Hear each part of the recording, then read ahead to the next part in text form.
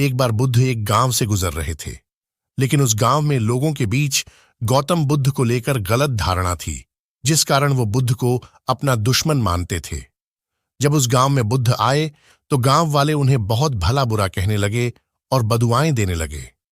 लेकिन इसके बावजूद भी बुद्ध गांव वालों की बात शांति से और मुस्कुराकर चुपचाप सुनते रहे।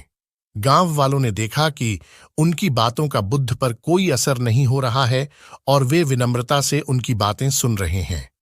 गांव वाले जब बोलते बोलते थक गए तो आखिर में बुद्ध ने कहा कि यदि आप सभी की बातें समाप्त हो गई हो तो मैं अब प्रस्थान करूं।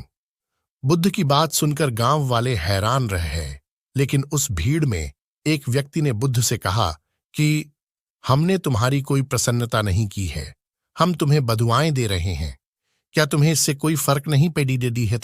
बुद्ध मुस्कुराते हुए बोले, जाओ, मैं आपकी गालियां या बद्दुओं को लेता ही नहीं। आपके द्वारा दी गई गालियों से भला मेरा क्या होगा? जब तक कि मैं आपकी गालियों को स्वीकार ही नहीं करता, इसका कोई परिणाम ही नहीं होगा। जानते हैं, कुछ दिन पहले एक व्यक्ति ने मुझे बहुत सारे उपहार दिए, लेकिन मैंने उसे लेने से मना कर दिया। जब मैं लूंगा ही नहीं तो कोई मुझे कैसे दे पाएगा? बुद्ध ने पूछा, बताइए, अगर मैंने उपहार नहीं लिया तो उपहार देने वाले व्यक्ति ने क्या किया होगा?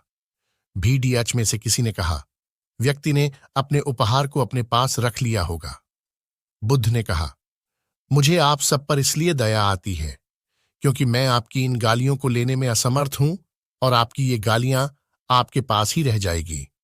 भगवान गौतम बुद्ध के जीवन से जुड़ी इस कहानी से यह सीख मिलती है कि हम अक्सर अपने दुखों का कारण दूसरों को समझते हैं, लेकिन असल में यह हम पर ही निर्भर करता है कि हम वास्तव में क्या लेना चाहते हैं, खुशी या गम, उदासी या मुस्कान।